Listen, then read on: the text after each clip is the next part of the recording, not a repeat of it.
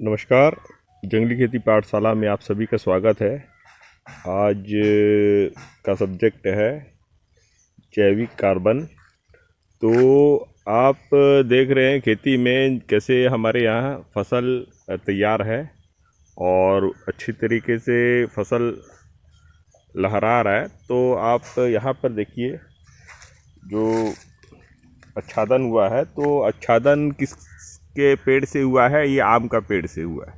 तो आम का पेड़ के जो सूखे पत्ते हैं ये पतझड़ के समय में पूरा झड़ चुके हैं। तो ये देखिए, ये है अपना, अगर बोला जाए तो ये जैविक कार्बन हम इसे बोल सकते हैं। तो जितने भी सूखे पत्ते हैं, ऐसे आप अपने खेत में अपने पूरे फसल का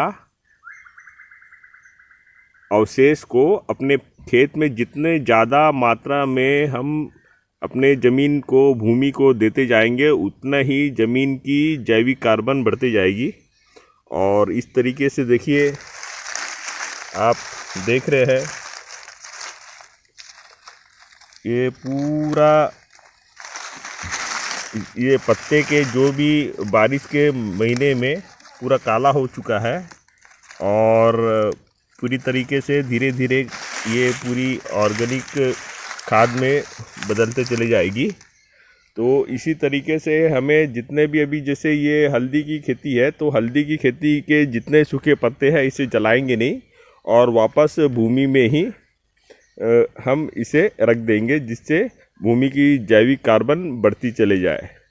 तो इसी तरीके से हमें खेती करनी है। जंगली खेती का सबसे अच्छा पहलू यही है कि हम अपने भूमि में बाहर से कोई भी यूरिया खाद, डीएपी डालते नहीं है।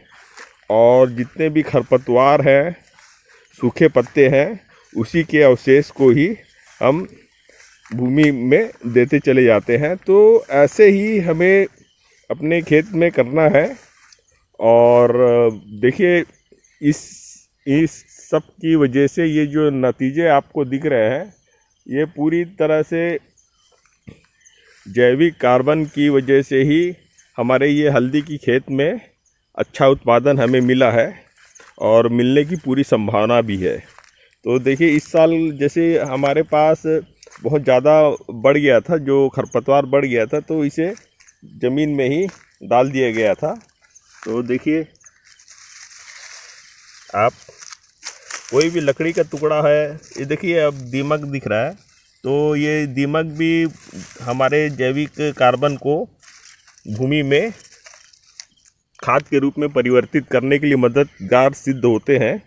और दीमक से ज़्यादातर लोगों की आशंकाएं रहती है कि दीमक की वजह से हमारे पेड़ पौधे को नुकसान होगा। तो ऐसे कोई भी नुकसान दीमक की वजह से नहीं होता है।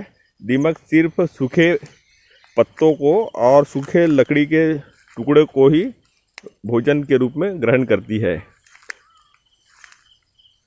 तो इसी तरीके से और आपको दिखा रहा हूँ, जितनी ज़्यादा मात्रा में हम अपने भूमि में ऐसे ही सूखे पत्ते और खरपतवार का अवशेष हम भूमि में देते जाएंगे, उतनी ज़्यादा मात्रा में भूमि की जैविक कार्बन बढ़ेगी और फसल की उत्पादन क्षमता बढ़ेगी। खासकर हम, मेरे जो फार्म में आप देख रहे हैं, तो बहुत से खरपतवार यहाँ आपको दिख रहे हैं, जो इस बात का सूचक है कि इसमें भरपूर मात्रा में भूमि उपजाऊ है।